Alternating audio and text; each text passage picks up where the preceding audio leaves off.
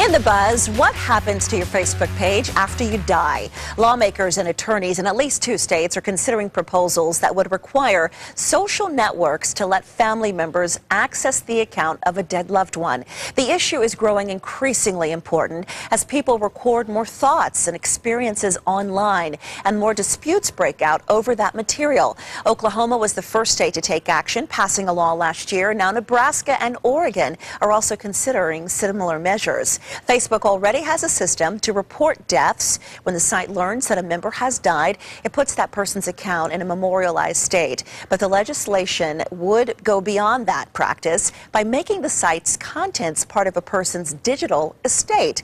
So what do you think of this idea? Are you comfortable letting those left behind have access to your personal accounts? And we have Robert Steve here, editor of Arizona Highways magazine. How do you feel about that? When you die, having your family members be able to gain access to your personal account? You know, I think it's uncharted water at this point, like so many things when it comes to the internet with rights of photographs and the things that we deal with as journalists in cyberspace.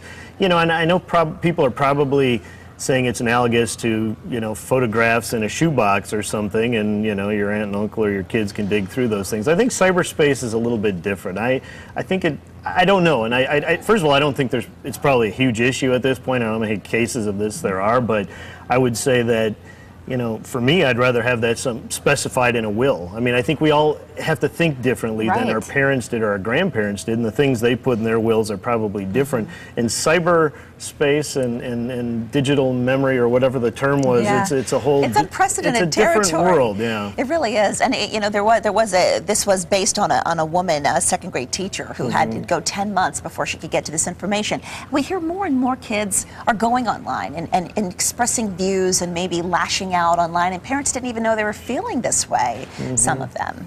Yeah, and I mean, again, that's great information for parents to have, but our grandparents and our parents didn't have that about us via that format. I mean, they might have found some notes or a journal or something, but the volume of information that's out there, I think it maybe takes it to another level. That said, as a parent, I can certainly sympathize with the second grade teacher, and if there's you're desperate to learn anything about your child, and, you know, maybe there's some sort of happy medium. But again, hopefully in the future we'll all think to include those things. But if it's I think when it's a parent versus a child, maybe a child who's died, the parent should automatically have access to that. Under 18, different story. Absolutely, but I think common sense needs to be exercised here. I think that if you have family members who are blocked from your account, then no, they should never have access after you die. If they are friends of yours, then okay, I don't see the problem. Yeah, and that's what a lot of our folks on Facebook are saying, that if you have a loved, you know, if it's your spouse, or they're going to probably have your password anyway. You would hope so. If they did, there's something else in there. Yeah, what are you hiding? Yeah, you guys are commenting on this on Facebook. Deborah Reyna says, a relative of mine passed away and people still post on his wall in memory of. Besides, most people who are married and in relationships give each other their passwords, so I don't see why lawmakers, etc., need to get involved. It's a waste of taxpayers' money, don't you think?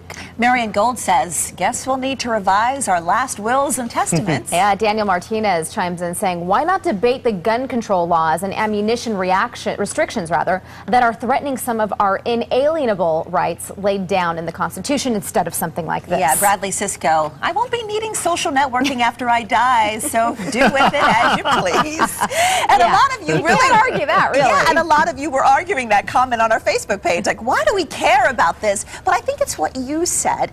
It's unprecedented territory. We've never discussed having a digital estate.